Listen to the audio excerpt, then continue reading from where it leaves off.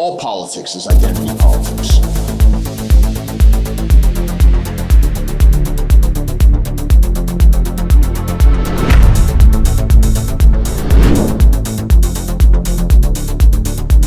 Welcome to Identity Politics. I'm Kevin DeAnna. You know, the first live stream we ever did on the show after his death, the assassination of Charlie Kirk, and I didn't really have any notes or any preparation. We had a whole nother episode that I don't think we ever even did, but there were certain things that had to be said. And there were a lot of thoughts that came to mind that night, but I'd be lying if I said there wasn't some hope. I mean, here was a guy so many people had their criticisms of in life, including me, to my shame, though God knows he had come a long way. And yet everybody was on the same page, at least that night, because we at least recognized that whatever our differences, when Charlie Kirk was assassinated, whatever our personal problems, regardless of whether we even like each other or not, we at least have a common enemy. And that should be enough. A common enemy has more uniting power than a common creed, because there's always going to be things to disagree with on the creed. And that night, there were quite a few people who were recalling the murder of José Calvo Soledo, who was a leading conservative politician in Spain. He was murdered by leftists just before the nationalist coup in the beginning of the Spanish Civil War. And the reason that mattered is because it was that murder which convinced even the moderates and the reactionaries and the people who wanted compromise that no peace was possible. No compromise was possible. They were coming for everybody. And whether you were a conservative Republican, whether you were a monarchist, whether you were a phalangist, whether you were a bourgeois capitalist, whether you were Catholic, or whether you were just some normal businessman or farmer or shopkeeper who didn't want your stuff stolen and get put up against the wall, they were coming for you. And how did the Spanish right react back then? They pulled together, and the Spanish left did not. And that's why, until very recently at least, the nationalists won and Spain did not go communist. And I thought to myself, and a lot of us were thinking that night, would we at least get that here? Would we at least get that much unity? Just at least train the fire on the other side. I don't care if anybody likes me. I don't care if anybody likes anybody. But can we please acknowledge that there are just two sides and you have to pick one? And the answer, of course, is no. The hard reality is that the assassination of Charlie Kirk was the single most successful political act of the decade, and it's not close. There were literally no downsides whatsoever for the left. The one guy who was at the intersection of the young right, the Republican Party, the Trump administration, and the online radicals was taken out, and not only has no one taken his place, things have immediately collapsed in many ways. Rather than unity, the right splintered almost immediately. Instead of a call for vengeance, what did we get from the great and the good? Schizophrenic nonsense about how actually the left isn't to blame at all. It was Egypt. It was Israel. It was his wife. It was all these people and more. And since his assassination, and I certainly can't explain it all just on this, but the Trump administration's support among young people, especially young men, has basically collapsed. The New Republic was just gloating about this. Trump's approval rating is cratering young men. 2/3 of young American men disapprove of President Trump, according to a damning new poll from the centrist third-way think tank. A nationwide survey of 1,462 men between the ages of 18 and 29 found only 38% generally approve of Trump's first year of the presidency. 58% say Trump has negatively impacted their finances. 65% are struggling to pay the bills. And 61% believe that the president isn't carrying out his campaign promises. This report should sound alarm within the Trump administration. A bloc Trump won by 14 points in 2024 seems to have completely turned against him, and they're citing issues from Epstein to the economy as driving factors. The respondents' top three concerns were the draconian immigration raids, 60% very concerned, lack of transparency on the Epstein files, 63%, and Trump's making massive healthcare cuts while offering tax breaks to the 1%, 66%. Trump being the anti-woke president who lets you say slurs again doesn't seem to be satisfying his base any longer. And perhaps the worst part, they hate J.D. Vance too. Only 26% of respondents were confident enough to proclaim their support for President Vance in 2028, unquote. And you got to love that little sneer there, right? I mean, that's just a journo. Oh, why did people support Trump? He lets you say slurs again. The dude bros, that's all they care about. Like, yeah, that's what people were fired up about. And granted, these poll figures should be a check on those people who say, actually, Generation Z is so right-wing and based compared to everybody older. That was never really true if you look at the polls. But it is broadly true that it was a question of Trump being seen as anti-establishment, and no, he's not. And while a lot of people would not say that Charlie Kirk, of all people, was anti-establishment, let's not forget the policies he suggested in one of his last posts. What did he say? mass deportations, stop the H-1B scam, dramatically reduce legal immigration, end chain migration in the visa lottery, build 10 million homes for Americans, crush the college cartel, and then it was accompanied by a graph showing that the number of 30-year-olds who are both married and homeowners is less than 15%. That is a society in collapse. Cost of living, affordable family formation, cultural collapse, all these things go together. And mass immigration is at the center of it. Now, that's not everything. That's not the whole package that you would need to turn this around. And maybe Charlie Kirk being around wouldn't be enough to turn it around in terms of this momentum. But it would be something. Did we get the crackdown on Antifa after Charlie Kirk was assassinated? As we've so often seen, the Trump administration did do something. No, it's not enough. Short of restarting everything from the ground up, it would never be enough, but they have gone after some Antifa groups. What are they facing? United resistance from the press and the judicial system. Now, there's a big trial coming up right now. You may recall that on July 4th, 2025, a group of alleged, we have to say that because I don't want to get sued, alleged Antifa attacked an ICE facility with explosives. They fired upon officers. One police officer was hit in the neck. 24 were arrested, 9 are going to trial. Local news reports 9 alleged Antifa members face domestic terrorism trial for July 4th ICE facility attack. Quote, guns, ammunition, body armor, and more were recovered. Encrypted messages were used for communication. The government says it found what it called insurrectionist messages, items the U.S. attorney says show ties to Antifa, a group with political ideology to overthrow the government. They found flyers such as Fight ICE, Terror with Class War, and Free All Political Prisoners, said Larson. One of them was entitled Organizing for Attack and Insurrection Anarchy.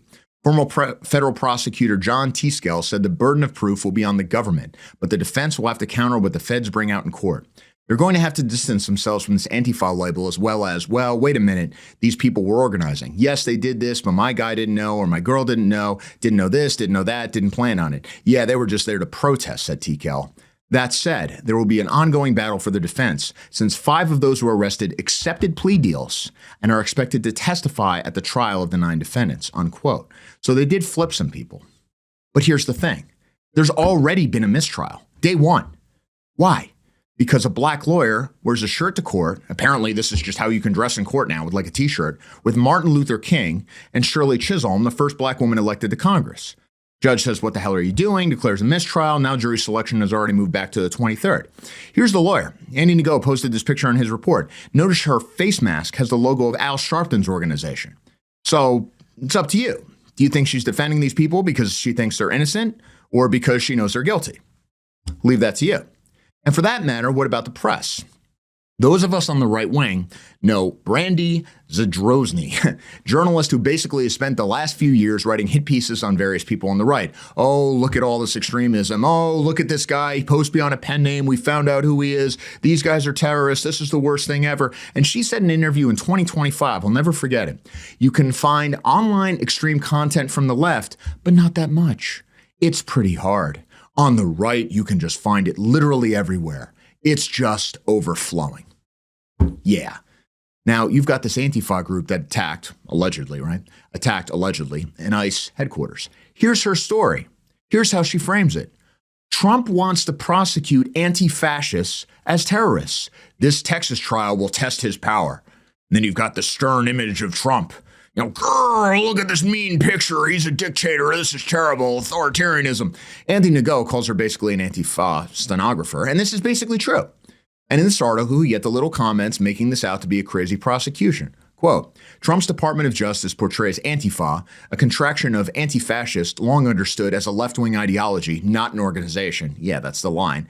As a structured militant enterprise comparable to foreign terrorist organizations, one that calls for the overthrow of the U.S. government and poses a national security threat.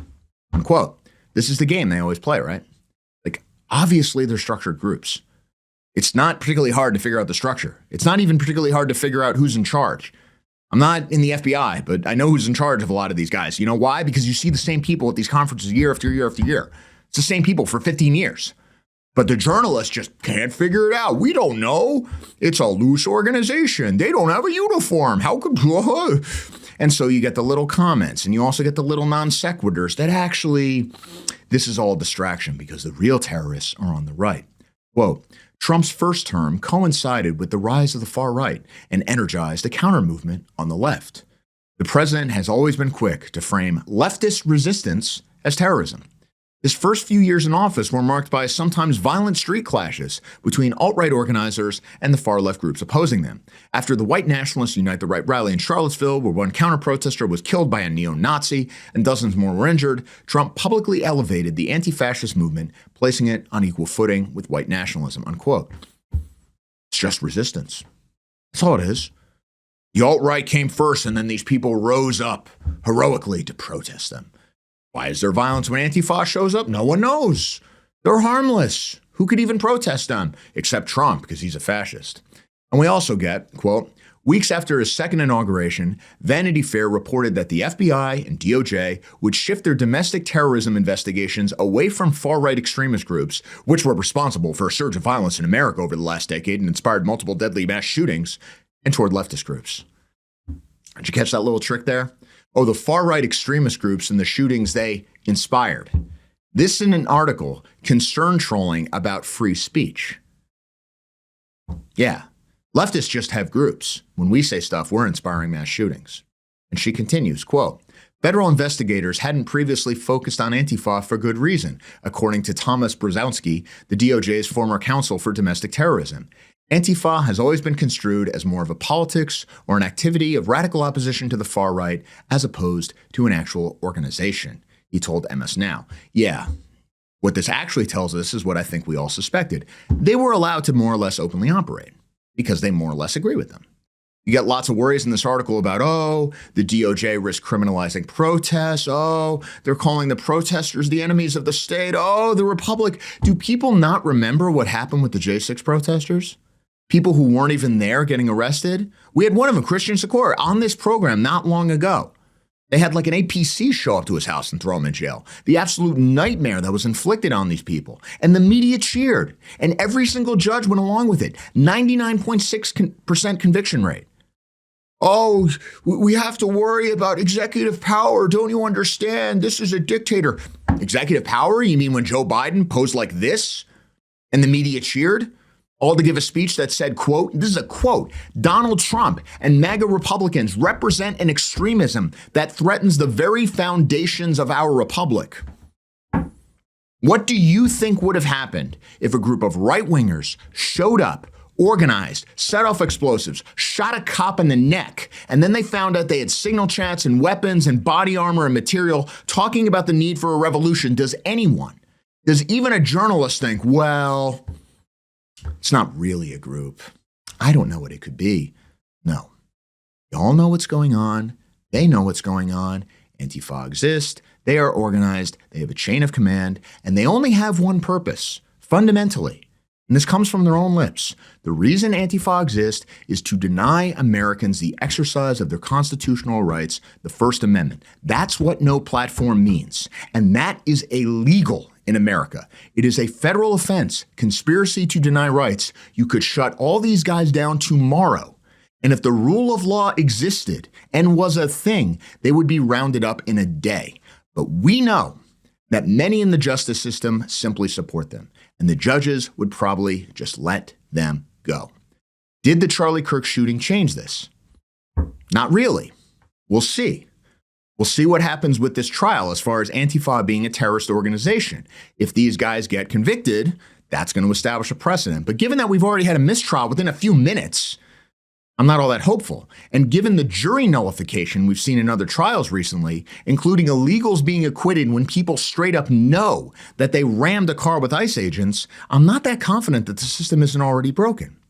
Because here's the fundamental thing about the aftermath of the Charlie Kirk assassination, and one reason I think the right has retreated to conspiracy theories and infighting, because a third of the country after that said, yep, it was a good thing, and you have to deal with that, and it's a scary thing.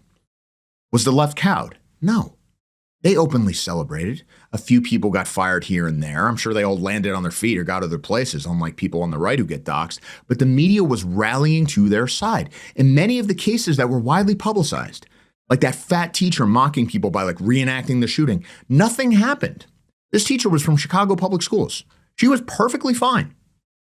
Another teacher from Chicago Public Schools recently wrote, "Go ICE," on his personal Facebook page. That's all he did. Go ICE. Already fired. Gone. Outrage from the community, press spiking the football. It's little incidents like that that show you the real distribution of power in our society. And until things like that change and reverse, no, we are not winning.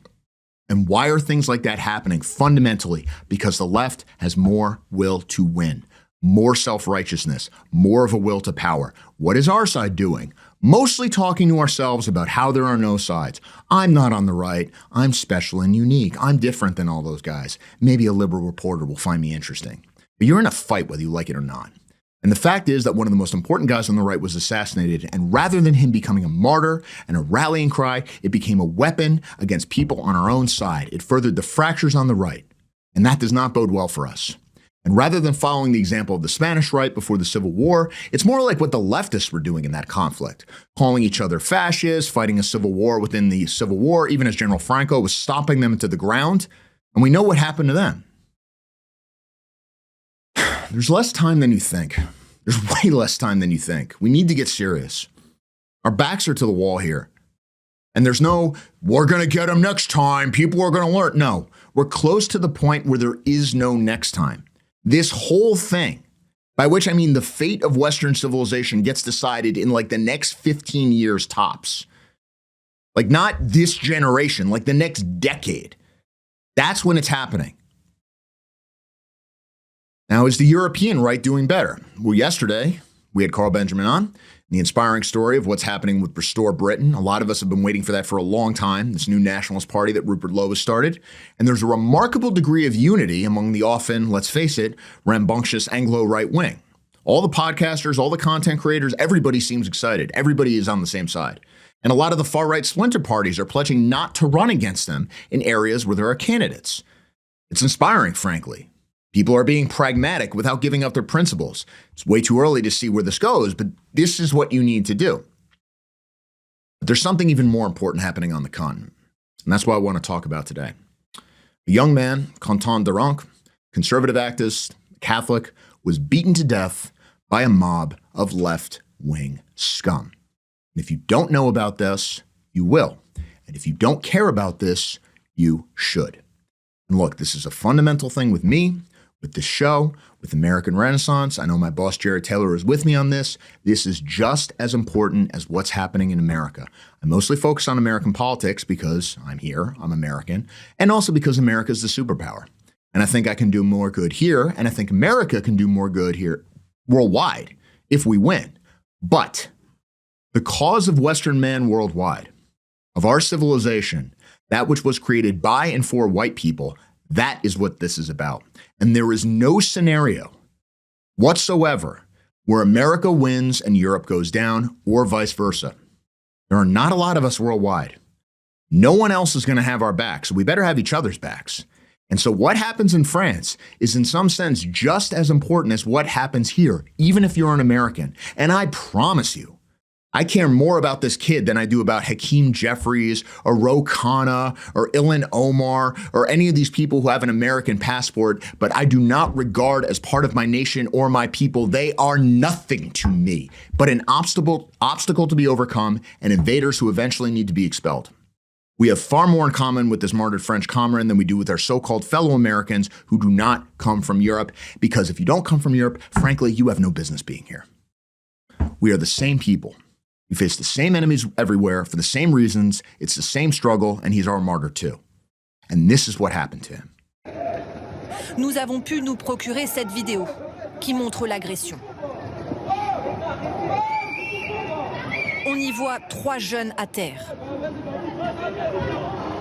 Ils se font rouer de coups par plusieurs individus. 2 réussissent à s'échapper. Un dernier reste inanimé. Un riverain qui préfère rester anonyme témoigne de la scène. Now, if you don't speak French, I actually had Jared translate this for me. What they are saying in the voiceover there is 3 men are on the ground. They are being thrashed. 2 are able to escape. The last lies motionless. A passerby who prefers an anonymity, for obvious reasons, saw it happen. Now, how did the BBC report this? 9 arrested in France over death of far-right student.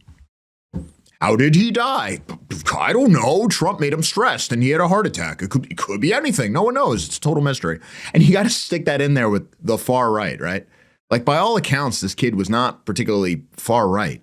The fact that the assailants were far left, of course, is not mentioned in the headline. And look, they know people aren't going to read past the headline. But I'll give them this. The story itself sticks somewhat to the facts.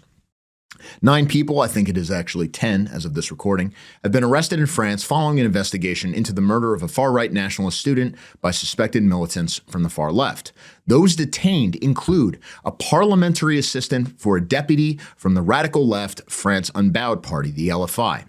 Quentin Deranque, a 23-year-old math student, died in hospital on Saturday, 2 days after being beaten and kicked about the head by a gang of masked young men in Lyon. It happened after a small demonstration by far-right feminists who Deranque was supposed to be helping protect at the city's Institute of Political Studies, the IEP, commonly known as Sciences Po. The arrests confirm what has widely been reported, that those suspected of the murder are far-left militants linked to a banned group called Young Guard. The most striking news is that among the 9 in custody is Jacques-Élie Favreau, a young man who until now has been employed as a parliamentary assistant at the National Assembly in Paris for a deputy from LFI, unquote. Now think about how this would translate over to American politics. If you had like somebody's chief of staff to a Democrat on the Hill beating a right-winger to death. Like, this is where we're at.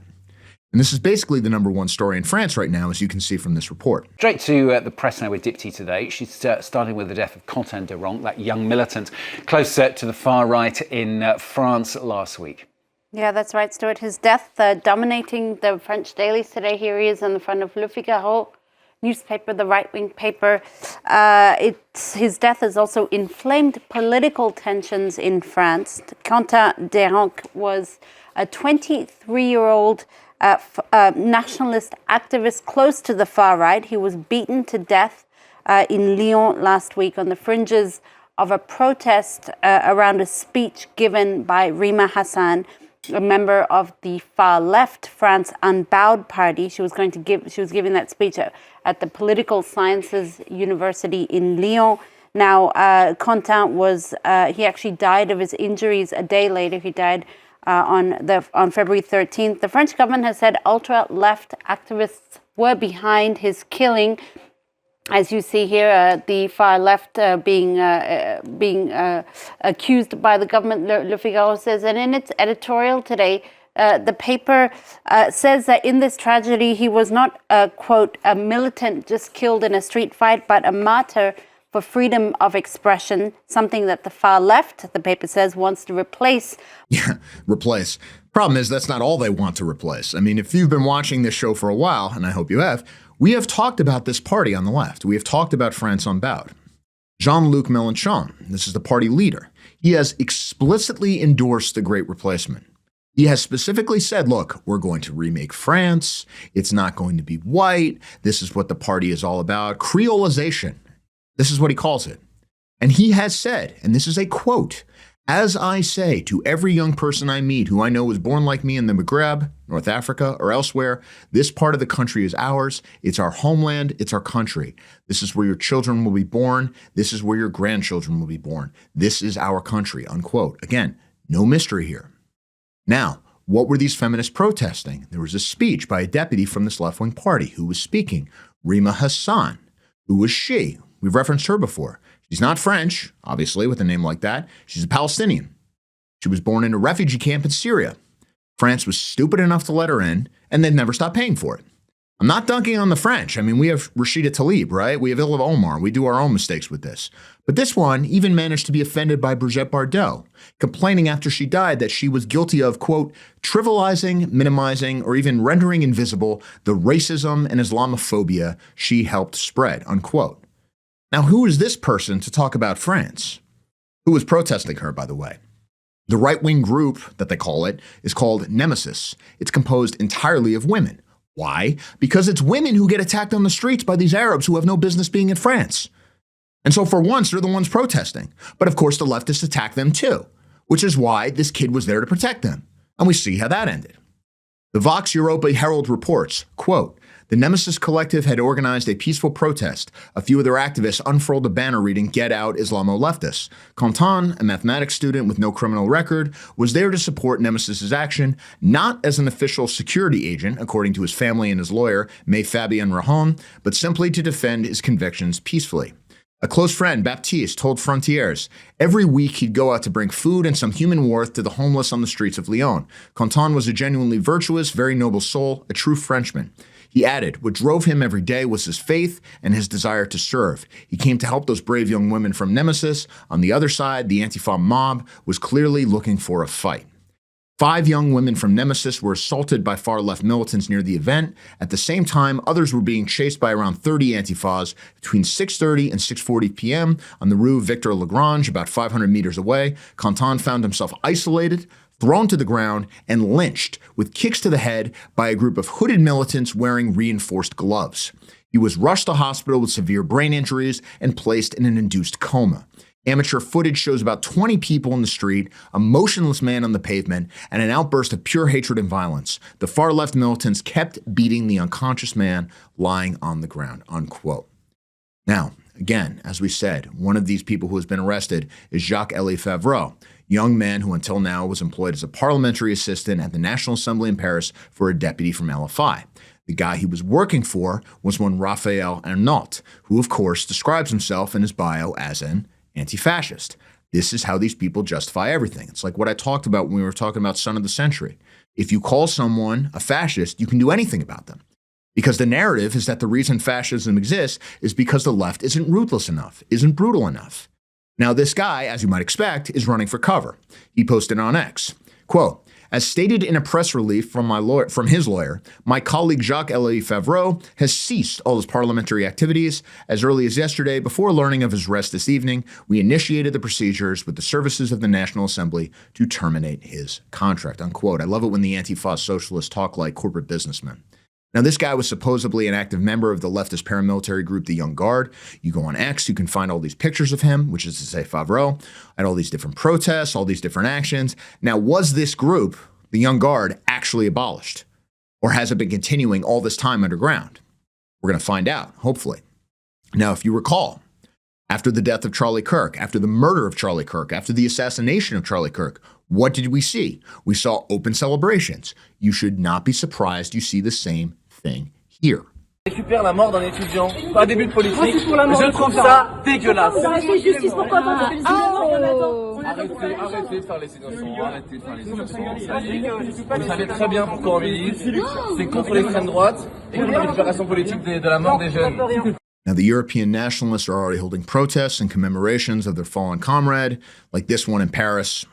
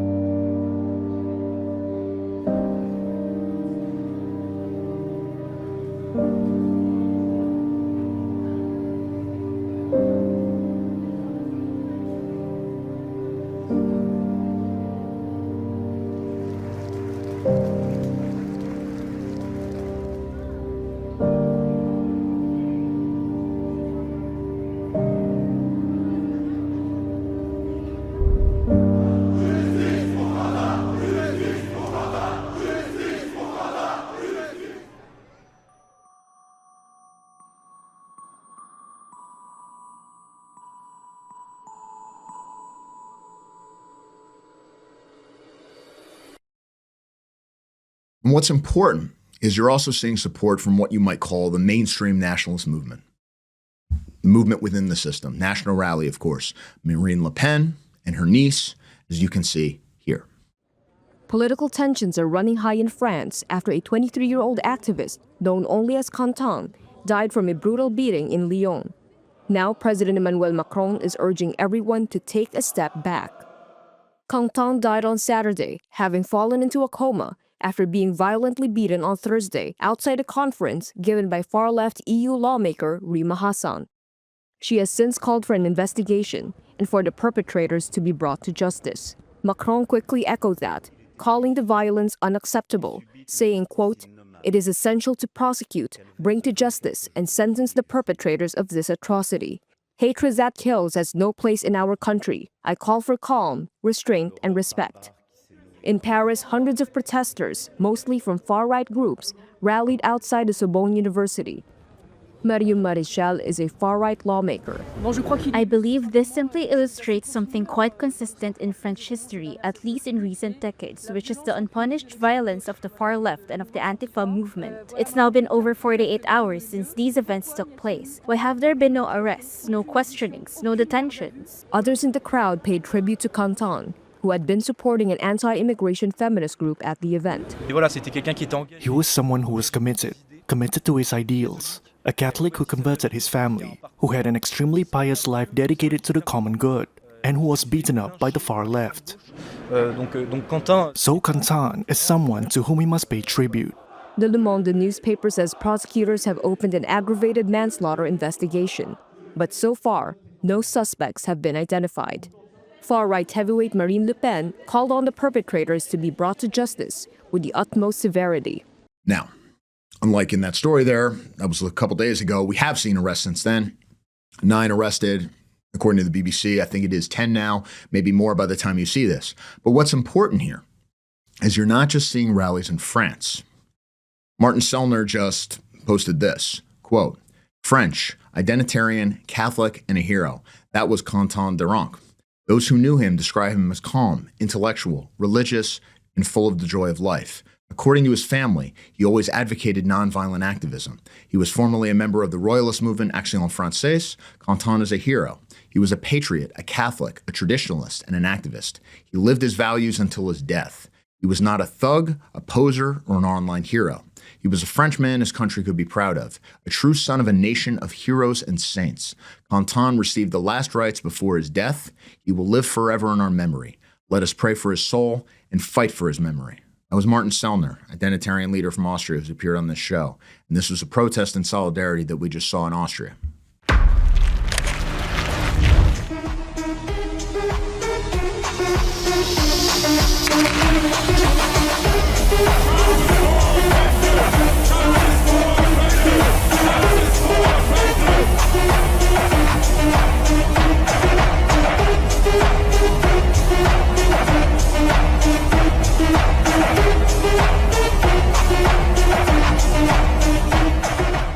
There was also this demonstration in Germany. On y voit 3 jeunes à terre. Ils se font rouer de coups par plusieurs individus. Un riverain qui préfère rester anonyme témoigne de la scène.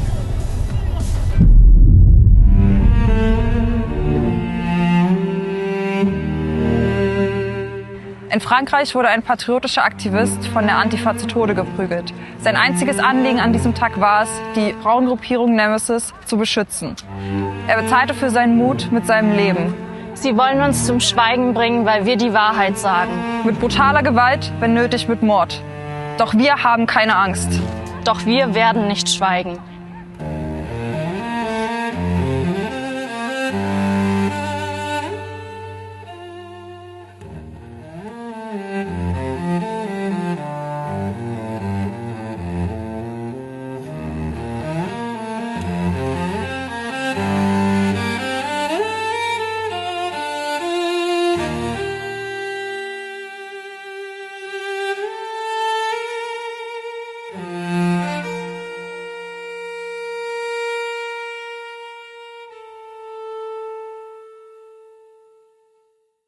In Spain, one I find especially impressive because it's in Barcelona, traditionally a stronghold of the Spanish left, or should I say the anti-Spanish left. There were some nationalists there too, and they did this. Hace tan solo 72 horas, un grupo de antifascistas asesinó a Quentin, un joven francés de 23 años. El motivo, El motivo es que Quentin, un joven francés, había acompañado a las chicas de colectivo Némesis a un acto en el que iban a hacer una protesta política. Un acto en Lyon en el que el antifascismo utilizó su arma. La violencia cobarde, la violencia sin sentido, la violencia golpeando en el suelo, como los cobardes solo hacen.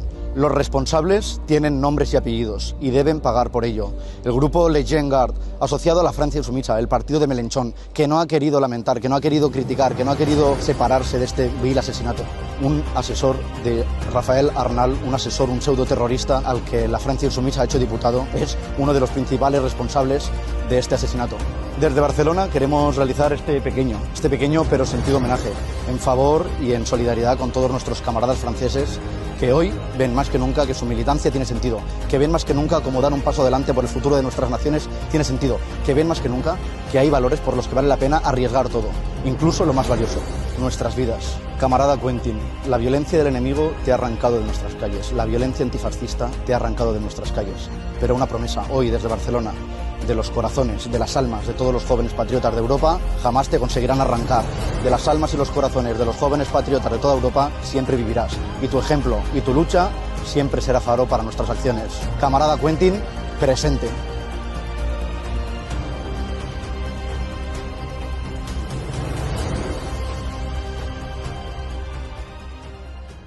And a number of European nationalist activists and identitarians have been speaking out on this. Eva Vlaardingenbroek of the Netherlands, Dries van Lagenhoven, the great Flemish activist who's been so shamefully persecuted by the Belgian state and the Brussels regime, Andrea Bellatari, who appeared on Identity Politics maybe a couple weeks ago. Other activists from all over the mother continent made this video. They've done it again. Antifa has killed again, this time in France. Quentin, a 23-year-old Catholic French patriot, was ambushed by a group of murderous Antifa in Lyon. Quentin had taken part in a quick and peaceful action to protest the Islamization of France. When he returned home, Antifa intensive violence followed him. Members of the Champ Garde, a violent far-left group, had already attacked several girls that evening, even strangling one of them. Quentin was isolated by Antifa, surrounded and beaten to a coma. A few hours later, he was declared brain dead and received his last sacrament. The political situation in Europe is deteriorating. Identitarian activists are being silenced, imprisoned, and now killed by foot soldiers of the regime. Call on each and every one of you to stand up for your people and fight. The left thinks they scare us by killing us, but they only make us more determined. They think they've killed an activist, but they've created a hero. Make your voices heard. Fight for freedom. Don't let Quentin's sacrifice be in vain. Get active. Per Quentin, per l'Europa. Für Quentin, für Europa. Para o Quentin, para a Europa. For Quentin, for Europa. Voor Quentin, voor Europa. Pour Quentin, pour l'Europe. For Quentin, for Europe. And you might say, well, where are we? Where are Americans in all of this? Good question. But Will to Rise, which chronicles activities of all these active clubs all over Europe and America, has been posting stuff from all over the world about what people are doing. So you have this coming from Duitsland, which is basically Greater Netherlands, and then Romandia, which I think is the French-speaking area of Switzerland, so you have demonstrations there. You have an effort in Sparta in Greece. You have an effort in Stockholm where you have an active club doing stuff. And then you have Will to Rise posting this, quote, all over Europe, nationalists are taking to the street. The massive outpour of support and rage over the murder of Quentin has caused so much noise on the streets that the president of France is even afraid and taking notice. We are no longer in 2016, where the left can do what it wants. Today, the nationalist scene is filled with men of action, brothers that spend their free time training combat sports, organizing, educating, unquote. Now, you could argue that that kind of message is significantly more hard-edged than identitarianism. But here we are. Like, this is not a time for, well, I don't know. No, we're in this together. Yeah, it's a fight, and it's a good thing to know how to fight. And being in an active club or any of the other groups out there that do the same kind of thing, if only just to be in shape. Like, this is not a bad thing. Because by all accounts, and even just looking at the guy, the victim did not seem like some hulking brute. Frankly, he seemed, and there's not much out there that seems to contradict this, a nice Christian guy who wanted to protect women. And he got stomped to death by a mob. You don't have to fit whatever media stereotype of, skinheads, right-wing radicals. You're still going to get treated like one. And leftists, like their pets from the third world, do not have a concept of honor. They're not going to fight you one-on-one. They're not going to let up if you're on the ground. They're not going to stop if you're unconscious. There's no chivalry here. This is the reality. You are in a war. The blood of the martyrs is the seed of the church. I remember that one from 9 years of Catholic school. And by all accounts, the comrade here was a Roman Catholic. He received the sacraments while he lingered in those final days. If the faith is true, we can say with confidence he has gone to his reward. But there is, of course, another meaning of faith, which is faith in a temporal cause, one that nonetheless outlives us. And it's the battle for Europe itself. L.R.I. Belloc, another Catholic, famously said, "The faith is Europe, and Europe is the faith." The beautiful sentiment for a Roman Catholic, and yet I've always thought there was a different reading of that, though not one that is in any way antithetical to Catholicism. Europe is the faith. What we have faith in, what we fight for, what is eternal or must be eternal as long as we do not fail, is Europe itself. That is the holy cause, because everything, including the way people understand God, not to mention the safety of our families, the survival of our culture, the prosperity of our people, the mere existence of our people, the right of our folk to be who they are, is at stake here. We lose that, we lose everything. Like, this is the cause right now. And it doesn't take away from other causes, but I think it really incorporates all of them. Nothing survives if Europe falls, and it is up to us, and it is only up to us. Holy fire from above did not save Constantinople. It is not going to save Rome. It's just us. And by the way, when I say Europe, I mean that extension of Europe that is the United States of America. And given that our Secretary of State, Marco Rubio, said much the same thing in Germany, I don't think I'm being an extremist here by saying that America is merely the extension of European civilization on this continent. That's what America is. Given that reality, the bare minimum that we owe each other, without compromising our beliefs, is solidarity in the face of a common enemy. Like, I can criticize a moderate Republican or whatever and say, like, oh, he's a cuck. You guys out there can say, look, you're not going far enough, you're not doing enough, whatever, fine. We can say those sorts of things to each other. But when Antifa comes from one of us, they come for all of us. That's how it has to be. Debates are for people on the same team. You don't debate with enemies. And yeah, you do need to pick a team. You don't get to opt out. If this martyrdom, and make no mistake, he's a martyr.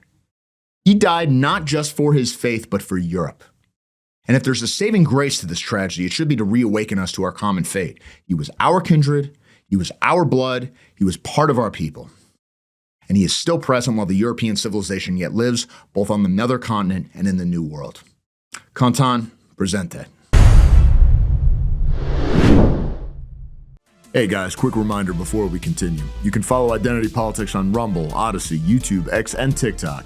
And if you want to make sure you never miss an episode, sign up for our email list. If you believe in this work and you want to help us stay fully independent, you can support us directly on Ko-Fi. We offer bronze, silver, gold, and white membership tiers, or you can give a one-time contribution, whatever works for you. Every bit of support helps fund production, research, and our ability to speak freely without corporate or platform pressure. All the links are in the description below. Now back to the show. My guest today to talk more about this is from France, Raphaël Paillot, has a YouTube show called Panache. He's involved with a number of content creation there, and he's going to talk about this case in France. He's been doing some incredible stuff, especially if you're a Francophone. Looking forward to what he has to say. Check it out. Raphaël, before we begin, I just wanted to say how sorry I am for your loss, and we all feel it very much. And I understand that you knew the victim pretty well before this terrible thing happened. Yeah, of course. It was really hard to learn about his death, especially because last week he wanted to see me, but I forgot to send him a text back. So I was willing to do it the day he died, and before I could do it, I received a message from a common friend. And he told me Quentin is in the hospital, and the doctors are saying even if he survives, he will have permanent damages. And before anything was public, back then I knew they have they had hit him badly on the ground, because it's actually very common modus operandi for the far left here in France, and I think it is too in America. Oh yeah, that's how they operate. That's always the worst when something like this happens and you miss that last chance. From what I read, they said even if he had gotten medical care right away, he probably still would have died because his injuries were so severe. So what has been the reaction, in your view, from the press about this? Because they keep describing him as a far-right militant, sort of subtly suggesting that, well, maybe he had it coming. But everything that I've read suggests that he wasn't a brawler or anything like that at all. I mean, if anything, he seems like a very nice kid who was set upon by people who actually were thugs. Yeah, well, was he a militant? Yes, he was. He was interested in politics, but he wasn't at all interested in violence. Right. And what he was, first, he was a man of faith. He was involved in his church. That's where I met him. We did Bible reading together, and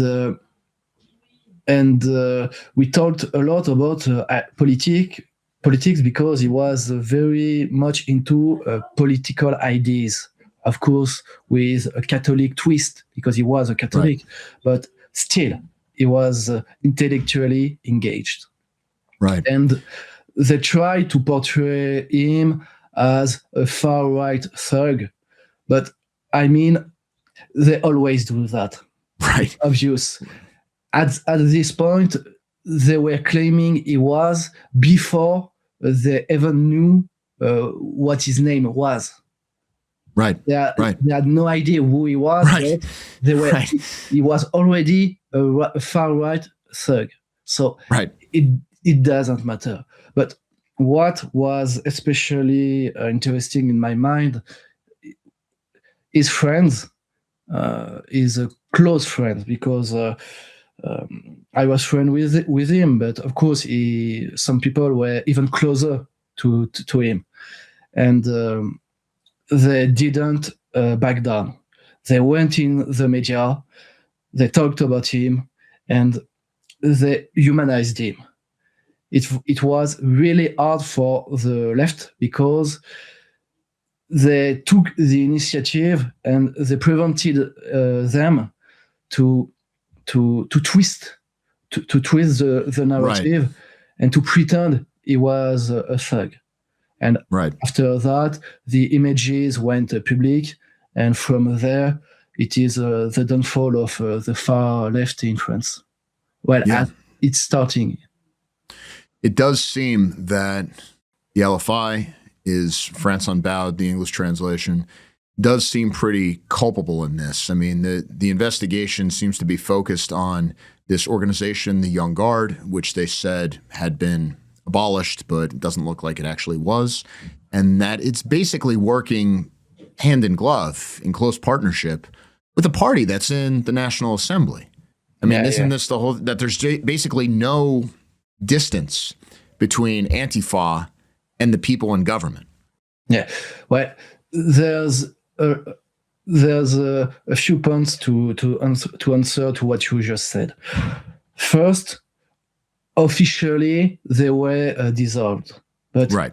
In reality they weren't, and it was very clear for people living in Lyon. I don't live there, but I know people who live there, and they were still operating. And I would say they were doing so publicly. That's how little they were afraid from Macron's government. They knew he wouldn't do anything to prevent them to reconstitute their organization. Then they created another organization named Génération Antifasciste, so anti-fascist generation, and their slogan was "Éteignons la flamme," to the contrary of to lit a flame. The contrary, I don't know. To light a flame? Well, yeah, but the contrary of that. Oh, I see. To put out a flame? Like Exactly. Yeah. And it was a reference to the logo of the National Rally. Right. Flame. Right. So it was pretty obvious.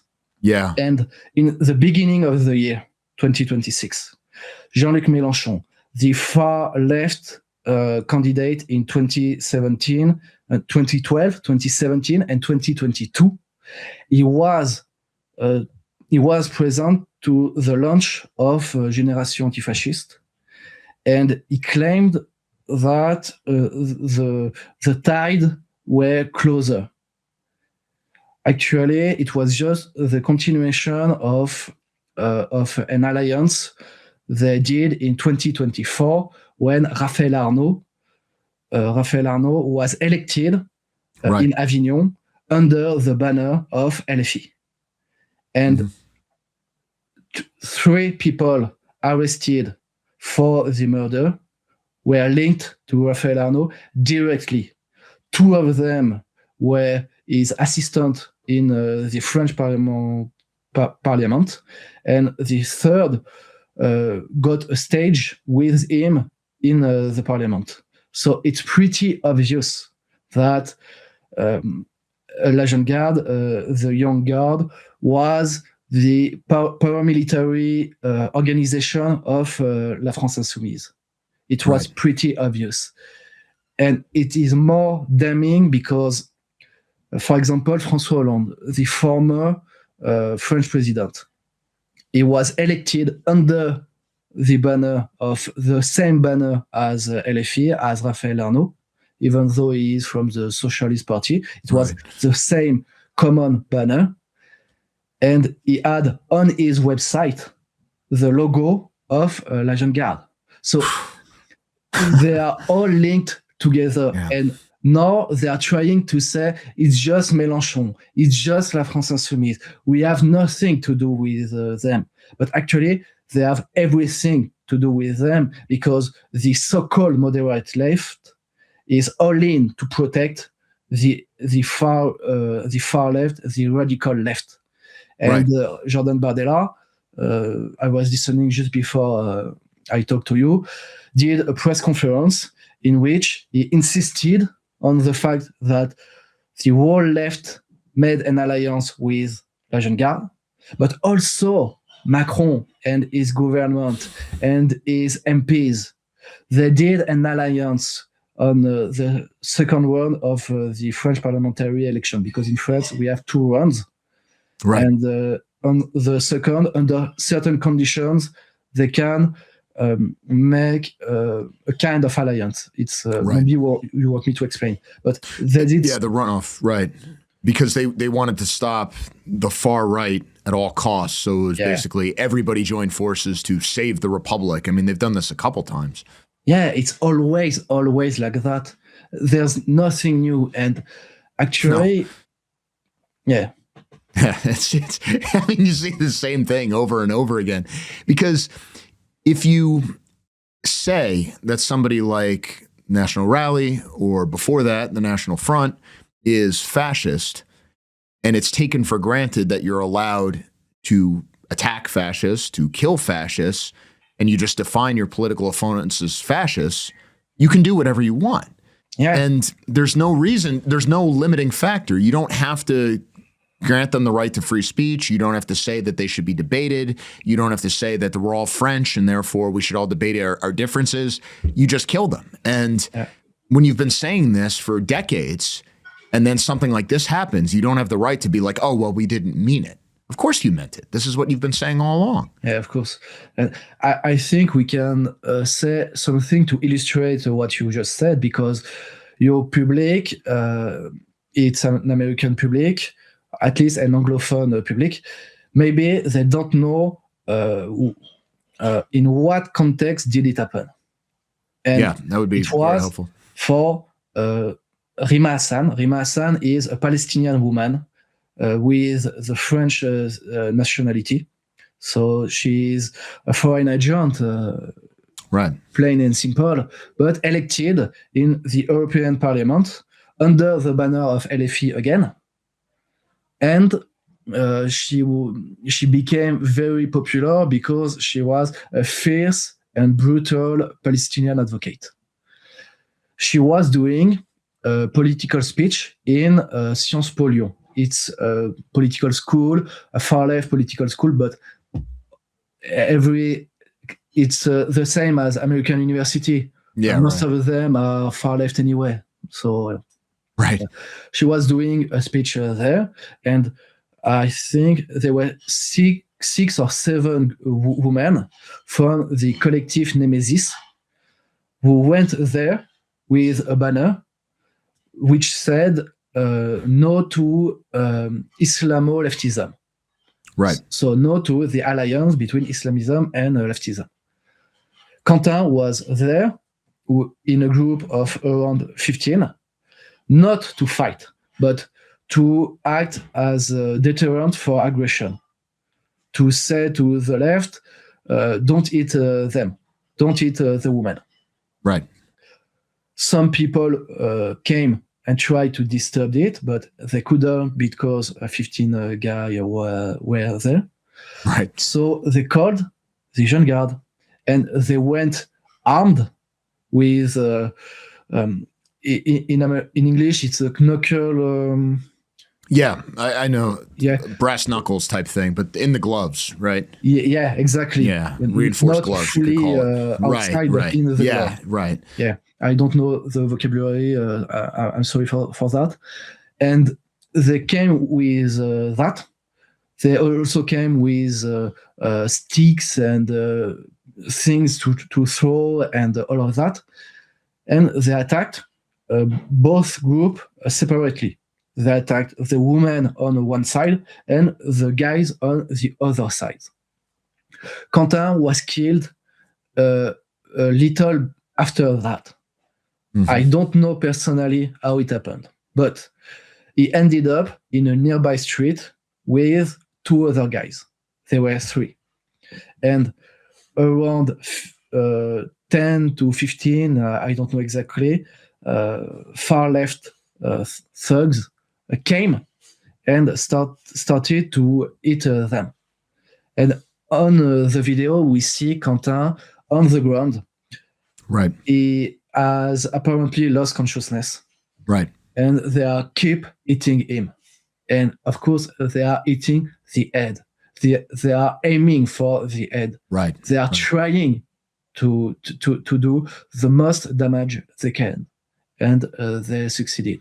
So you were talking about calling fascist allows to use violence against anyone.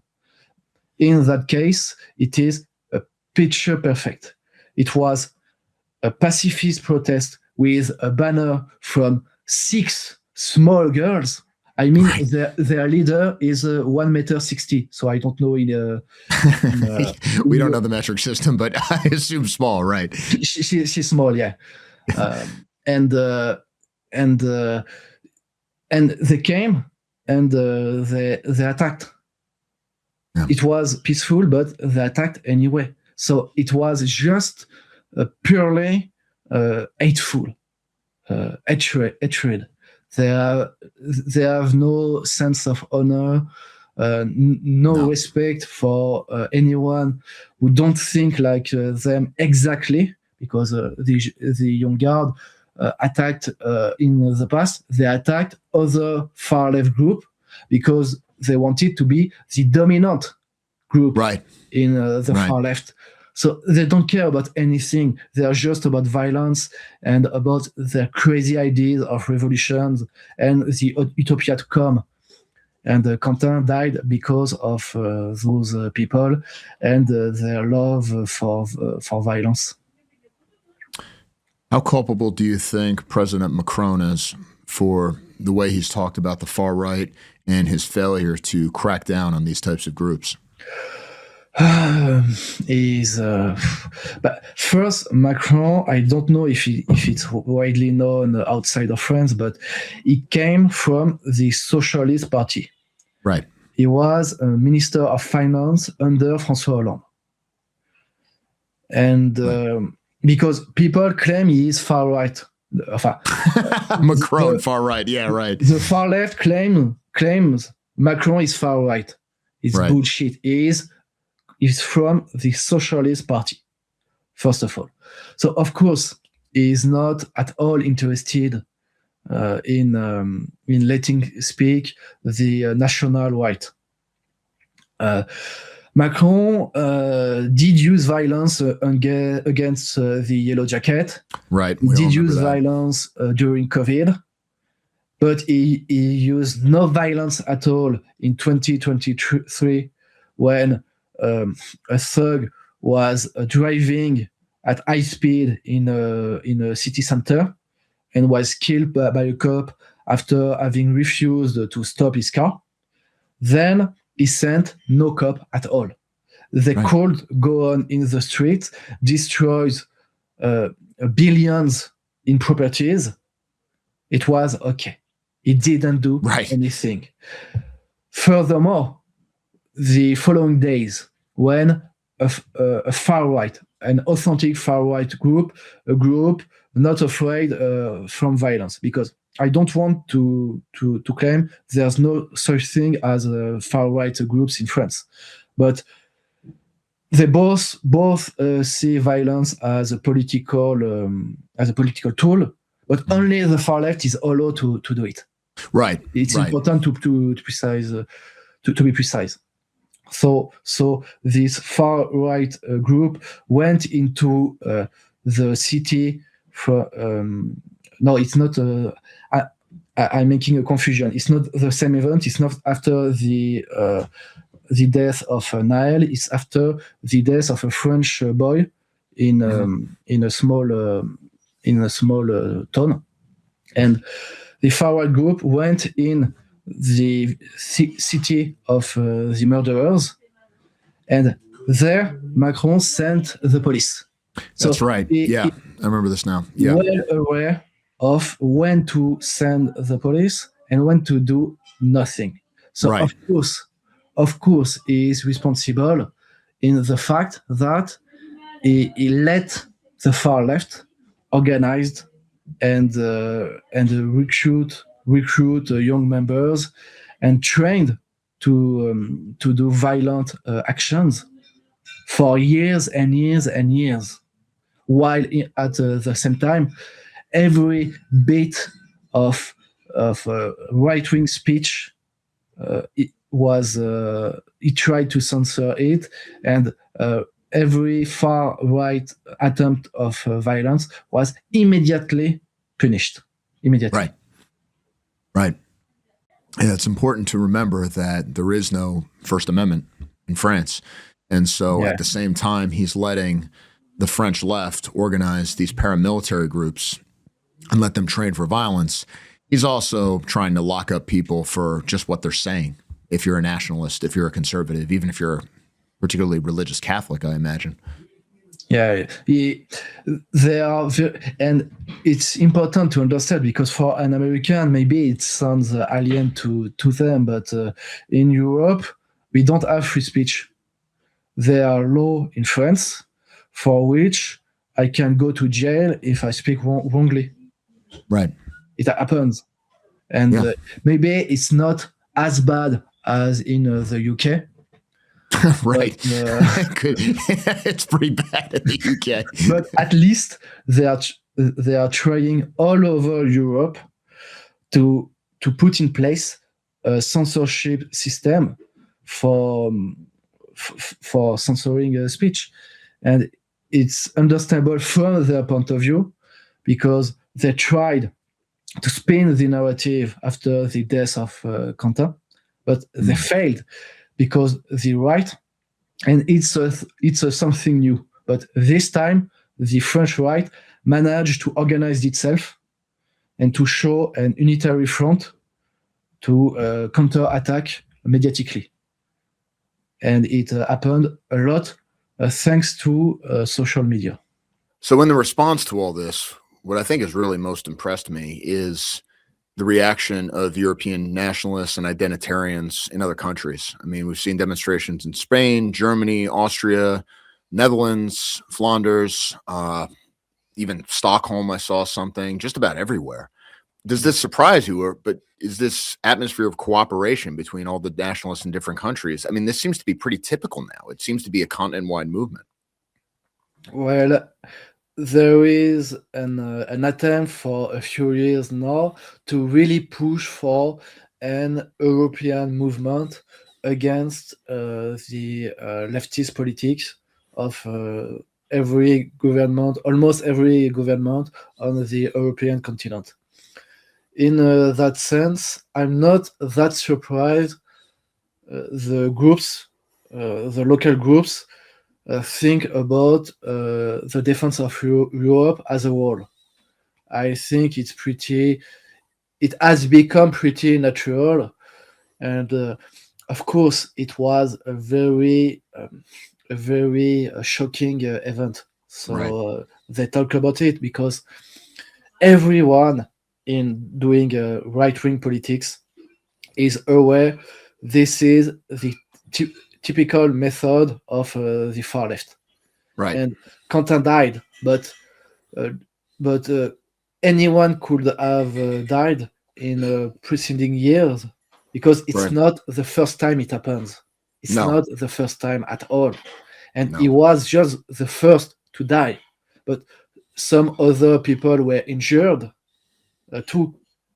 Permanent damages. So they know we are facing the same threat. Right. Obviously, there tends to be a bit of a divide between what Americans know about and what Europeans are following. But certainly for Americans on the right, the assassination of Charlie Kirk, I don't know how big of an impact that had in Europe, was a big deal for a lot of us because he was pretty irreplaceable. And so I've been trying to say that this is sort of the equivalent in terms of the political impact. But I guess the real question is, something like this happens, there are demonstrations, there's solidarity, there's anger, but ultimately what kind of policy changes are going to result from this? Do you see this having an impact on the upcoming presidential election? And I think there are some local elections coming up soon, because from what I've read, Macron seems to be planning for a nationalist victory. And he's actually trying to limit the powers of his own office to make sure that if the National Rally gets in there, they can't actually do anything. Yeah. So first, Charlie Kirk's death was widely commented in France and all over Europe, and the far left rejoiced about it here too. They even asked for something like that to happen in France. They named right-wing militant by saying we are doing to you the same they did to Charlie Kirk. So there's a spiritual connection between those workers. They think the same. Right. Then your question was about the policies. In a month, there is local election in France. So it is kind of the worst time ever for them to have killed a right-wing militant. To give you an example, where I live, between 2022 and 2024, the National Rally gained 20 points during both elections. It's impressive. It's a lot. I live in a place favorable for the National Rally, but in place less favorable, they gain 5, 8, 10, 12. So they gained a lot in 2 years. 2024, 2026, I think they are gonna gain a lot too. But with that, it will be really difficult for them now because, for example, Jordan Bardella in his press conference, he said he connected the death with the murder, with the local election to come, by saying we have to give them nothing. We have to beat them at the ballot box, which gonna be kind of a little bit difficult because they're going to fraud, but our electoral system is not as broken as the American one. So pretty hard for it to be more broken. I'm not disagreeing. You're 100% right. In 2024, in where I live, we noticed a fraud. We just had to put one person, and it was over because there are still rules, harsh rules to follow to vote in France. So it's not the same level of difficulty to fraud-proof the election, but still at some places it's gonna happen. And there's rumor that Raphaël Paillot was elected with fraud, but I don't know. It's just rumors. The policies are gonna be impacted a lot by the coming local elections, because if the right wins, it will have more power in the future, in 2027 for the presidential election. If La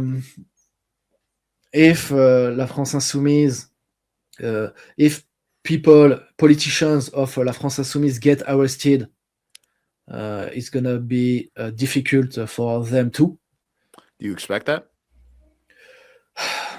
I don't know. It's really difficult. It seems from some people think the I don't know, the procureur. I don't know. It's the people leading the investigation. Let's say it that way. Yeah, detectives. Whatever. They are investigating what we call the crime in organized group. Mm-hmm. So I see, yeah. This kind of investigation can go up the hierarchical chain a lot. Right. And Jean-Luc Mélenchon is not elected, so he doesn't have parliamentary immunity. Right. Raphaël Paillot is elected. He has one. Rima Hassan is elected. She has one. So both of them, first, their immunity should be revoked before an arrest. But Jean-Luc Mélenchon can be arrested tomorrow if they have elements to do so. So it's hard because in France, as in America, the judicial system leans far left. Oh yeah, so, same everywhere. They're trying to protect them, but will they manage to do it? It's really difficult. So yeah. Raphaël Paillot. I mean, it seems that there was a video I saw. I don't know the French media market enough to know if it was legitimate. People sometimes just say stuff online, right? That aren't true. But it was him supposedly appearing in some Antifa music video, rap video from a few years ago. That's a real video. Yeah, it's a real video. So, I mean, this is not just he works with these guys. I mean, for all intents and purposes, he is Antifa. Yeah. Did you get to read the lyrics of the song? No, I did not read the lyrics. If you could, because at some point he says the lyrics said that they're gonna stomp on the end of on the head or on a right-wing militant. So they're saying it. And Raphaël Paillot, if you look at his hands, he has a knuckle bracer tattooed here, and he tried to hide it by tattooing a butterfly next to him. But you can look at the pictures. We still see the knuckle bracer. So those people live in a culture prone to violence. Right. They are incentivizing violence for their militant. And Le Figaro, right-wing, center-right paper published an article today in which a former member of the Young Guard explained they were being rewarded by LFI when they were being violent against the right. And that's why Raphaël Arnaud was elected. He was elected to, you say in the ancient regime, you made alliance by marrying your daughter to a foreign prince. There, they made the alliance by electing their leader. It's as simple as that, and that's why they will not manage to get away from the association with the Young Guard, because it was public everywhere. Right. Macron obviously is trying to say, well, the real problem is just inflammatory rhetoric, that everybody needs to calm down, that it's not a right or left thing, but it's about, well, nobody should be violent. Nobody should be extreme. We should all just get along. Obviously, this comes off as very defensive. And as you point out, the center left, although still pretty extreme, socialists are basically trying to blame everything on France Unbowed and say we had nothing to do with this. Do you think, maybe this is a bit much, but do you think this is the end for France Unbowed? Because without the center left and to some extent Macron covering for them, can they even continue to operate, or are they going to be sacrificed? It's difficult to answer. It seems to me the center left is trying to distantiate itself from the far left, but of course the right tried to say no. We have the receipts. Yeah, right. We have the receipts, right? So it's not gonna happen that way, but they are trying to do so.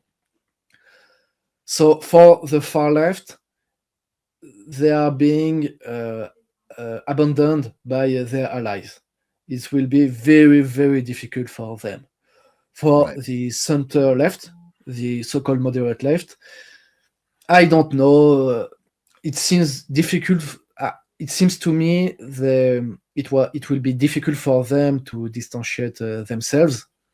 But at least they're gonna try, and maybe they will succeed because the media will support them. Of course. Right, of course. So maybe they will do it. Right. The right, as I said earlier, for the first time in a very long time, it is united. It is united behind a common message. It is our time now. Right. We are not gonna let you get away with that, because Quentin was a son, he was a brother, he was a friend, and a lot of people are missing him. And he didn't deserve. He was one of the least deserving person to die this way. Right. And we are gonna make sure that they will pay for that. And I know his friends, his close friends, his family are ready to go to the fight, and they have support from right-wing media and right-wing politicians. So it's gonna be difficult for them to get away with their murder. Yeah. Right. And it's worth noting, earlier describing him as a militant. I should have said this then. For Americans, for most of the people watching this, militant may have a different connotation, but in the European sense, it basically just means activist. In an American sense, militant doesn't mean militant in the way it does here. So when we say he was a militant, we don't mean he was a militant and that he was armed and ready, but basically an activist. And you can just see it in the pictures, and you can see it in the way he carried himself and the ideas and everything else. What has been the reaction, just because this was so core to who he is and seemed to have motivated everything? What has been the reaction, if anything, from the Catholic Church, and how are patriotic activists interacting with Catholicism? Because at this point, it's basically a battle to save what France, which was once called the elder daughter of the church. Yeah, well, if I am a bit cynical, I would say to you that the Catholic Church is too busy to bring foreigners in Europe. Yeah, same thing in Spain, right? I mean, it's the same thing in Spain. It's the same thing in the United States in terms of the political action of it. But I mean, at the end of the day, it is still what motivates a lot of the activists on our side. Certainly seem to motivate him. But if I'm more serious, I would say there's a gap between the old Catholics and the young Catholics. Mm-hmm. The young Catholics are really into identity politics. Right. That's what your show is called, if I don't make a mistake. No, you are right. They are coming back to Christianity and Catholicism, because in France, Christianity was Catholic for a long time. They are coming back to Catholicism because they want the country not to be flooded by foreigners. They don't want to live in a left-wing, leftist tyranny. They don't want to be murdered or raped. And so institutionally, I'm not aware of any communication from the Catholic Church. Mm-hmm. They haven't like officially condemned the murder or anything like that. No, I'm not aware of that. Maybe they have, but I didn't hear from it. But locally, because I was going to the same church he was going to, right? People are really sad and really angry, and they want to do something. Because I don't know if you know it, but Quentin converted to Catholicism, and then he led into the faith his family too. Yeah. And when I learned he was in the hospital, the first image that came to my mind was him at the church with his family.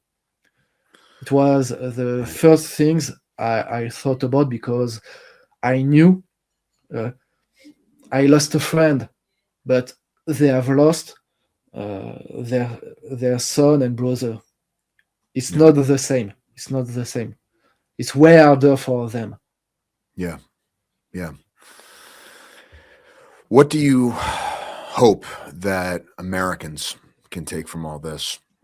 Because obviously we're seeing this sort of solidarity among the European identitarians, but while some Americans certainly know about this story, while my boss Jared Taylor has certainly been posting about this nonstop, in the American conservative movement, with few exceptions, I think this case remains somewhat on the margins. Yeah. Well, I think first of all, stay strong. Don't give up on the First Amendment. Yeah, because we need it. We do. Everybody needs it. Yeah, we need you to have the First Amendment, because otherwise, European companies and judicial systems wouldn't let us talk freely. So stay strong with that. But also, I would say the left is a coherent system. And we have to look back at Lenin, in my opinion, because Lenin advocated for the leftists to get into institutions, judicial systems, police, and so on, in order for them to be able to protect the violent revolutionary when the time of the revolution comes.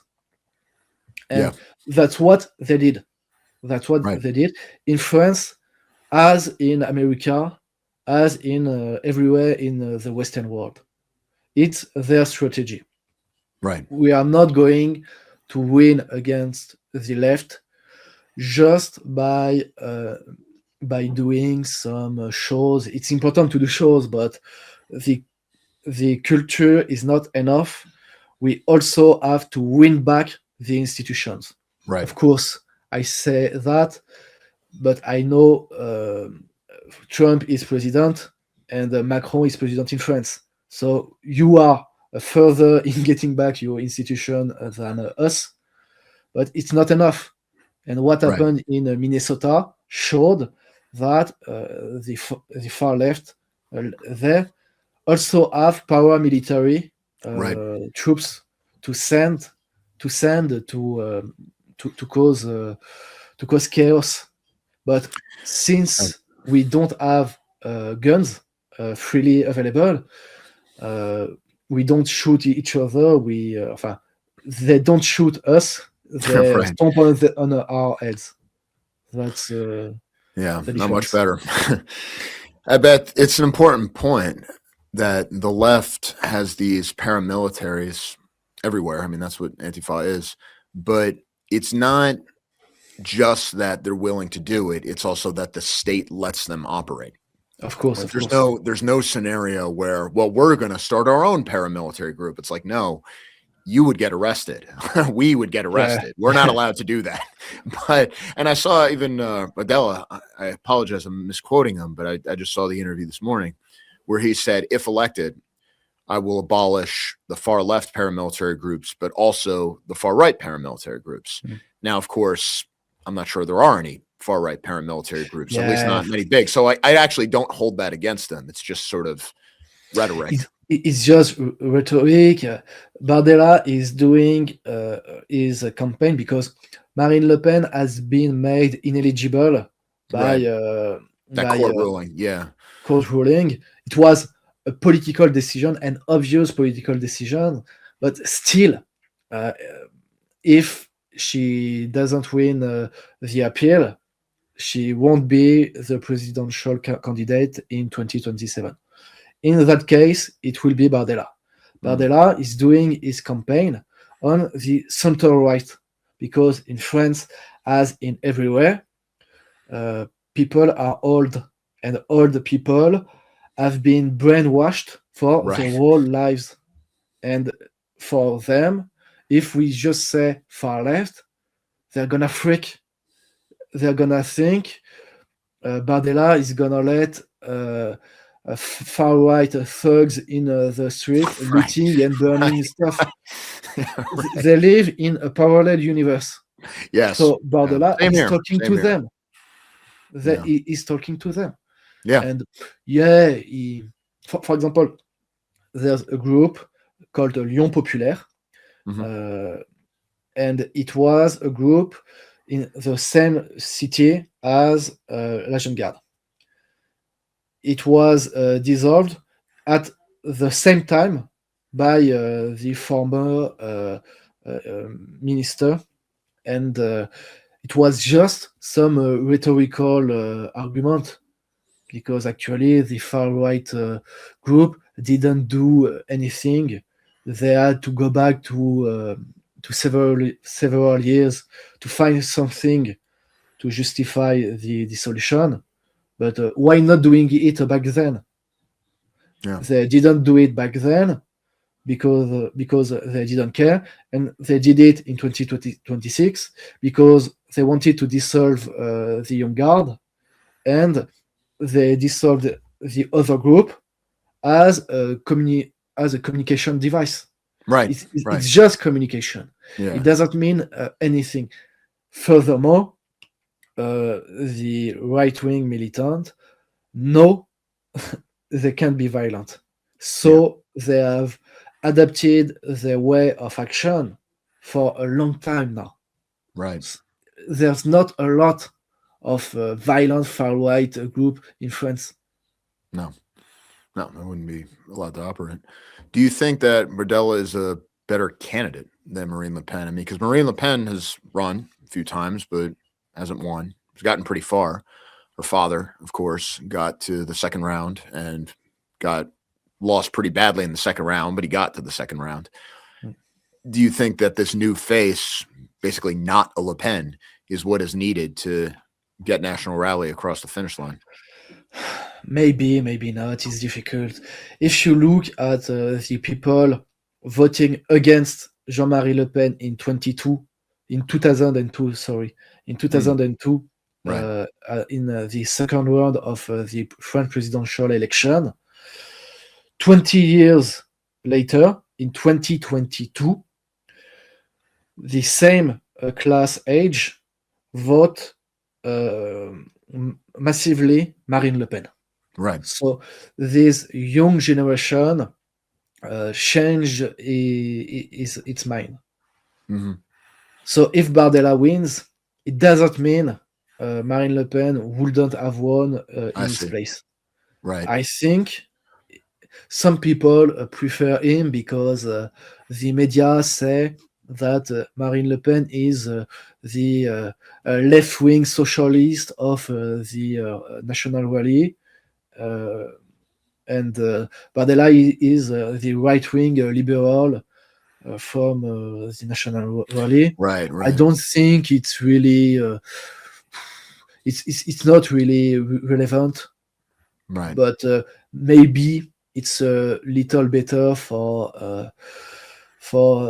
like center-right types. Yeah, for the center-right type, because those people are really into taxes and stuff like taxes that. And stuff like that. They have the same economical program, so it doesn't mean anything at all, in my opinion. So, yeah, I think they're gonna win in 2027. There's nothing stopping them now. It's very whoever gets to be the candidate. Yeah. Well, I've always thought if Europe is going to get this sort of sweeping political transformation that we all want, and I think we all need, France has always been the critical country. I mean, there's always that saying that when France sneezes, Europe catches cold. And if you can do it in France, it seems pretty obvious that it's going to happen everywhere else too, maybe even in Germany. And it's, I guess the thing that I wonder about is the other side knows that too.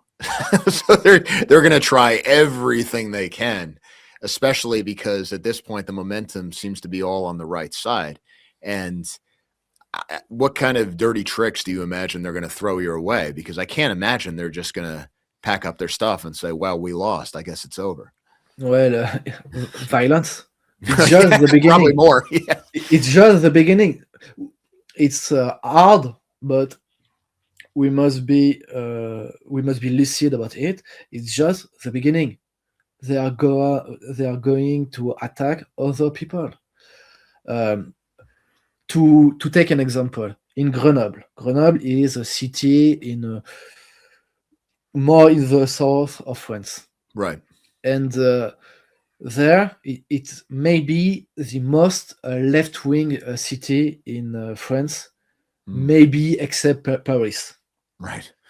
And the following day of the death of Quentin, the murder of Quentin, the candidate there organized a meeting, and the Antifa attacked the meeting. It was the Saturday, I think. Also, a French journalist called Vincent Lapierre made a video on the street in which Quentin was murdered with close friends of him. During the video, the far left attacked them. Right. And they tried to ambush them. They tried to do the same to his close friends. There were camera from Vincent Lapierre, but also from TF1. TF1 is a big French news channel. Right. Not just news, but we called it the 20h. The news at 8 p.m. In France. Mm-hmm. This is I'm sorry, I don't know. It's difficult to find the word in English, but it's widely watched. I see. Yeah. And they were present. They filmed it, but they attacked anyway. Right. They don't care because totally they assume they are protected by the media always. Right. But right. this time they are not. and that's why they're making so much mistakes, because they are not used to being held accountable by the French media. Yeah, the last I checked, I think 10 people have been arrested. It may be more, even by the 11 time the last time I checked. Yeah, and obviously I don't think it'll end there, but you're right. I don't see them backing down. No. Just coming to the end here, but a question that I think this seems to be true in America and Britain, just about everywhere. The center really has collapsed. I mean, if you look at, it's left wing from an American perspective, but the center, the social democrat type parties that you see in Germany and wherever else, these parties are basically just collapsing. And even Labour in the UK is collapsing. And if you look at who young people are voting for, it's basically they only go one of two ways. I mean, they essentially go completely to the left and they're green or communist or whatever, or they're essentially nationalists and what the media would call far right. And there's just nobody in between. Is that basically what's happening in France too? The same, exactly the same. That's why every harsh winter is a great loss for these centrists of Europe, because their voters are dying. Yeah, they are old, and young people vote right or left, and there's even an uptake of the right in the youth. For a long time, being young meant voting left. Right. But now it's starting to shift too. But in the future, we are gonna have the right, the left, nothing in the middle. Right. And it's the end of what is called in America the post-war consensus. Right. It's over. Agreed. It's Yeah, over. it's There's completely no a common liberal ground on which we can all get all agree to solve our political disputes. It's not possible. The right has a vision for society which is totally incompatible with the vision of the left. Right. And it's gonna be ugly. It's gonna be ugly in some way or another, and it just had started. I think that people are not prepared for how ugly it can get, because the method that these European countries seem to take when you have these nationalist parties win, because they keep going up every election, and what they inevitably do is some grand coalition where you have all these centrist parties join together just to make sure the nationalists stay out of power. But those centrist parties won't have the numbers anymore. And there's no scenario where the far left can form a coalition with the far right. I mean, it's getting to a point in Europe, and I hope I'm not overstating it, but government as such becomes impossible. Like, how much longer can the Fifth Republic stumble on like this? I mean, even Macron is having a hard time getting anything done. Well, personally, I'm a big advocate for the Fifth Republic, because I think parliamentary systems are a fall. In France, at least, let's imagine Jordan Bardella wins in 2027. He can do what we call a referendum, which is a vote on a project, on a law, and people vote yes or no. And if they vote yes, it's gonna pass. It's one way to bypass the parliament. But also, he can win the presidential election and the parliamentary election. Because what we should understand is, in 2024, the National Rally gets 140 MPs. Right. But 80 candidates lost from an each. Which means if you get 1 or 2 points nationally, those 80 candidates win. So you are at 220. you miss around 50 for the absolute majority. So it's not that impossible for them to win.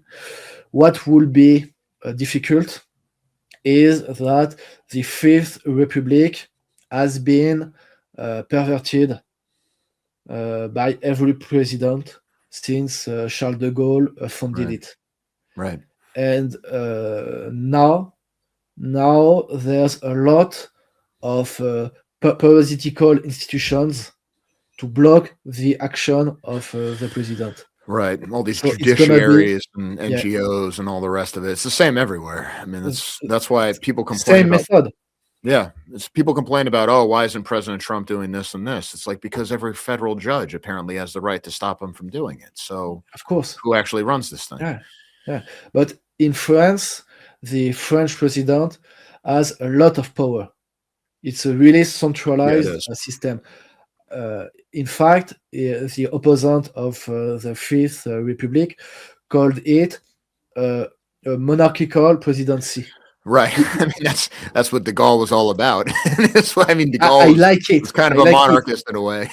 I like it. It's nice. We need to have a strong centralized 100%. power. I do And too. legislative systems are just awful. It's petty work. politicians arguing about details and not taking any decision whatsoever. You get nothing done. Nope. I mean, in America, Trump has to argue with his own majority Yep. Yeah. to it's pass a complete law waste. for securing election. Yeah. It's completely stupid. Yeah. Congress There's- is it's the Constitution is great, but the things everybody likes about our constitutions are the Bill of Rights and the way the system is set up with Congress, with the independent judiciary and everything else. It just seems to have completely broken down. And partially, you can't blame the framers to some extent, or the founding fathers. Framers, what we call the guys who wrote the Constitution. Founding fathers, the guy with the Revolution. They didn't anticipate that Congress would fail to want to use their power, which is the Yeah. big problem here, because the guys in the legislature don't actually want to do anything. They want to just sit there and let the courts decide everything important. Yeah. And so then when you have somebody like Trump come in there, he just doesn't have as much power as people think he does. Whereas I think in France, like the president actually has significantly more power than I think even the president here does, at least in terms of domestic policy. That's the funny thing about America is President Trump can just kidnap the president of Venezuela and there's nothing anybody can do about it. Like the whole world could complain. It's like, yeah, but what are you going to do? But if you want to like pass a law in this country, the president has like zero power. Yeah, of course. And yeah, it's but also don't forget that France is in the European Union, Right. and the successive president gave away a lot of their power Right. to the European Union. So there's also this problem, but it's a problem that can be solved, in my opinion. It's not the hardest because the example of UK is pretty good on that front. You can get out of the European Union if you don't have the will, Right. will to change things. The law means nothing. Right. And in France, it's the same. If we have the will to change things, then we're gonna go to Ursula von der Leyen and tell her, fuck you, we don't care about your opinion. We're Right. doing stuff and you shut up, ugly Right. bitch. And, But yeah, right. And France can do that because yeah, of all the we European give countries- them money. We give Right, them right. money. If we stop Right. giving them money, they Dries don't up. have any. We give them more than what we take. We have the nuclear weapon. We Right, have a right. functioning military. Right. We still have diplomacy, even though Macron made a lot of hostility around the world. We have nuclear energy. Right. We have a lot of stuff, but we have leftists, and the leftists are preventing any decision to be taken. That's Right. the core of the problem. Right. The left. Right. Yeah, it is. It is the left. It is that simple. I know people don't want to hear that sometimes, but it is that simple. And the It's thing with that France, simple. and France is maybe the only European country that is capable of going independent, because, as you say, its economy is still somewhat self-reliant. Unlike Germany, Germany, of course, stupidly blew up its own nuclear power plants for some idiotic reason. France did not. France has Well, independent nuclear it deterrent. did France, not, but we are less self-reliant than what we were before Macron came in. well, yeah, but Yeah. that was probably his intent, unfortunately. Of course, of course.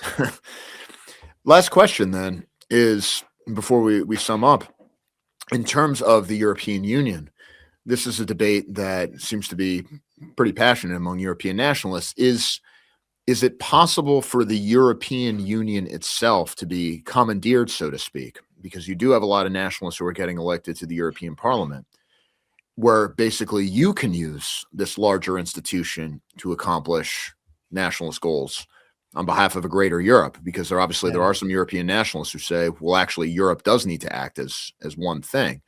Or is the European Union just too compromised and corrupt, and the best thing to do is just end it before it ends Europe? Yeah, it's a heated debate, so I can't give you a clear answer because nobody agree. Right. Nobody agree about that. Personally, I think we should left, but I don't think we should leave the European Union and saying to our neighbors, "See you later, suckers. We're going our own way." No, we need to talk with our neighbors, to do some politics on some topics together. For example, the Mediterranean Sea. We need to protect the frontier. Right. Well, it's of course France, Portugal, Spain, Italy, Greece. Of course, those countries have a common interest in protecting the frontier. So why not talking about it? But Sweden, what's in it for Sweden? Right. It's absurd. So on some topic, we need to cooperate, but on some others, we don't need to. Yet, some people argue we can win nationally the elections, and then we can win at the European elections and change it from inside. Right. I think when a bureaucratic machine gets too big, I think it's useless to try to change it from inside, because you would have to change every single worker in it. Yeah. Just blow the thing off and build something new. Right. So yeah, that's kind of the issue here with when Trump took over. It's, fighting the deep state, as they call it. I mean, you basically have to change the entire bureaucracy if you want to get anything done. That's pretty hard to do within just a couple of years. He failed to do so between 2016 and 2020. Absolutely. 2020. That's why then they could stop the count and make magical paper ballots appear. Right. It's a good way of putting it. Yeah. I remember because I was awake at that time, and I was watching the count being done. Yeah, you just see the numbers. And you're like, come on. Yeah. So yeah, of course. Well, we've covered a lot here, and I want to end on where we began, which is, of course, obviously Americans here show our solidarity to everything that you guys are going through right now, and we're very sorry for your loss. Where can people, I know you have your show on YouTube. I want to give you an opportunity to talk about the projects that you're working on, but where can people find you? Where can people find the content? But also with that, is there anything that Americans can do, or Canadians or anybody else who's not on the continent can do in this situation? Because we're seeing demonstrations all around the world, and it does seem like the French government and Macron is under a lot of pressure. Yeah. Well, people can find me. I have a small YouTube channel. It's a really small project. It's called Panache, Panache, and you tap that with my name and you'll find it. You can find me on X at Raph Paillot, RAPHPAELLOT. As for what the Americans can do, well, the most important, in my opinion, is freedom of speech. You guys maybe don't realize it, but it's really harsh out there. It's really harsh. And without X, for example, I mean, a lot of political debates happen there. We would have nothing without it. Even on YouTube, it's better since Trump came back. For example, Rumble is censored in Europe. Really? I can't even get on Rumble. I can't go on Rumble without using a VPN, and they want to ban VPN. So we don't live in the same reality. What Europe needs is really this freedom of speech, and the speeches of Vance and Rubio about Western civilization. It's also important because that's our fight. We are fighting not to get censored.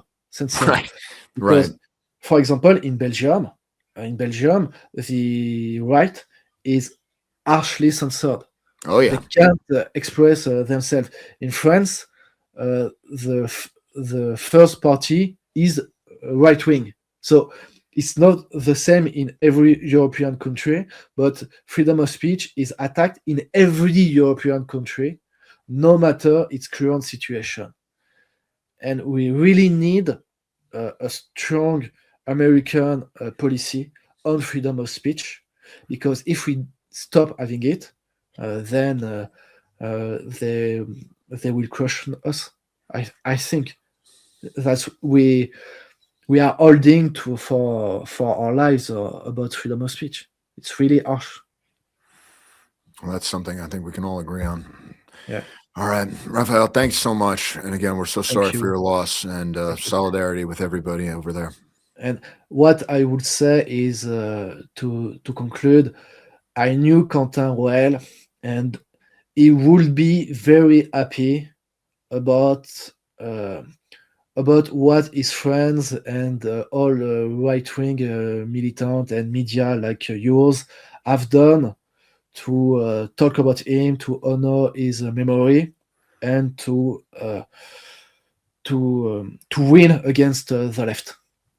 If something happened, if it happened to anyone but him, he would have wanted that to happen.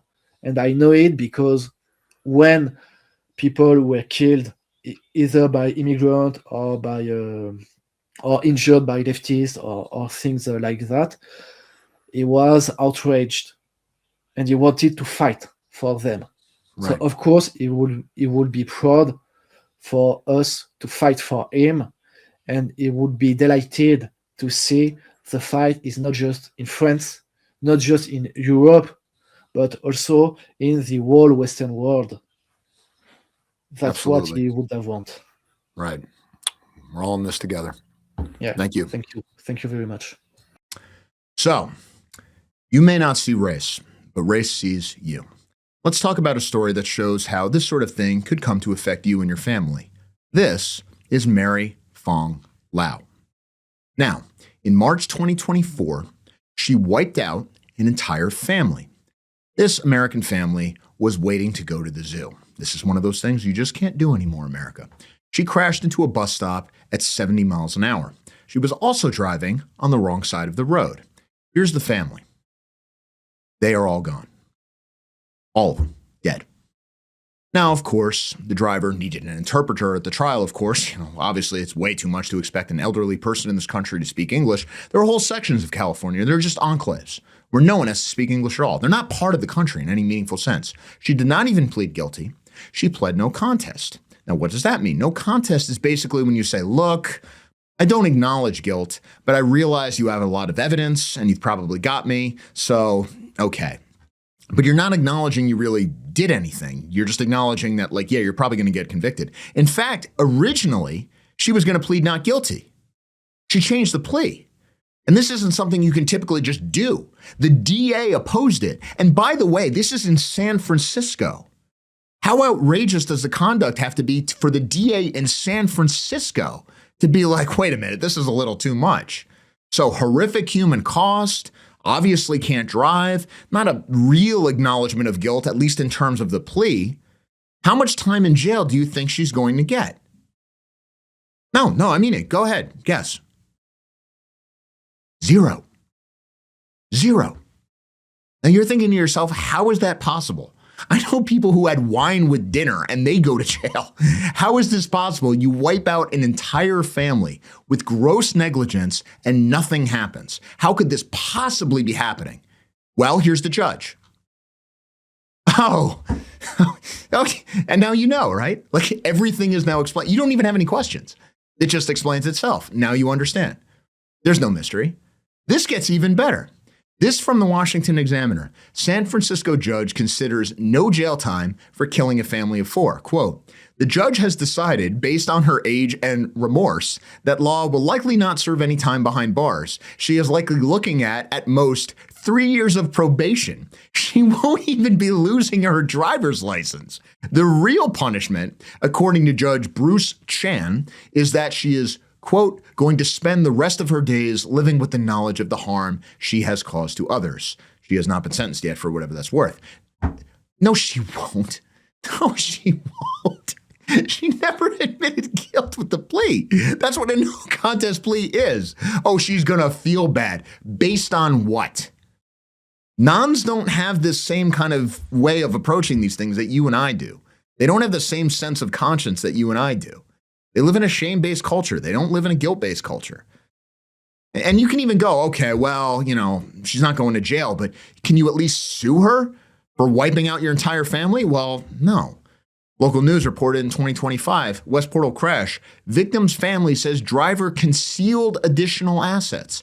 Quote, loved ones of a family killed in a car crash at a bus stop in San Francisco's West Portal neighborhood are now accusing the driver in the deadly crash of concealing additional assets, according to court filings. The family members of the victims filed an amended claim this month. The family alleges that the driver, Mary Fong Lu, 79, who faces felony vehicular manslaughter charges for killing the family of 4, was attempting to conceal assets. The family's attorneys are asking to have the asset transfers, which allegedly include real estate owned by Lau in San Diego and Indio, voided. The original complaint was filed in April of this year. Court documents say Lau transferred assets out of her name and her revocable trust into limited liability companies that she owned. Lau also allegedly transferred some properties to third parties, including her son-in-law. But don't worry, her lawyer admitted these transfers were ill-advised. Okay, so where are we now? The family of the victims have been reduced to begging the judge to consider, mind you, revoking her driver's license and putting her in home arrest. Don't hold your breath. Now, I don't want to get sued. This is America. The rule of law is just whatever some judge says it is. So I'm going to say that the defendant's lawyer said in a statement, I am overly fair, said in a statement that, this is an article from local news, by entering felony pleas to all 4 counts of gross vehicular manslaughter, she accepted, this is Lau, she accepted full responsibility for the outcome of this devastating incident. He also said that she is devastated and remorseful. This was the article that statement was in. All right, that's what her lawyer said. I'm being fair. Fine. Maybe. Sure. But the fact is this kind of compassion from the bench only goes one way. And if you say, well, we don't believe in retribution, it's just about safety, well, then don't give him the driver's license back. Now, we're going to see what happens here, but you have these statements from the victim's family saying they have no rights, it's not justice, the process has failed them. Yeah, And here's the truth. Justice is political. It is never blind. It has never been blind. You do not get justice unless you have power on your side. And where does power come from? Identity.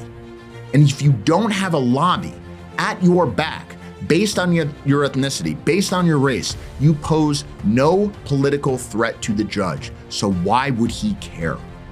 You're part of a tribe or you're just food. It's simple. It's brutal.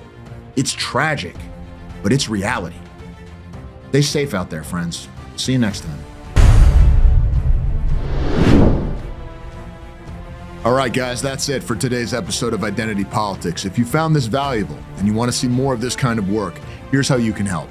First, follow the show and share it with people who need to hear it. We're on Rumble, Odyssey, YouTube, X, TikTok, and you can also grab the RSS feed. Sharing it is the fastest way for us to grow. Second, sign up for our email list so we can always stay in direct contact no matter what the platforms decide. And most importantly, if you believe in our mission and want to keep it going, please consider supporting us on Ko-Fi. You can donate once or subscribe at the bronze, silver, gold, or white level. Every contribution, big or small, helps keep Identity Politics independent and alive. All the links are in the description below. Thanks for watching. Thanks for supporting. We'll see you next time.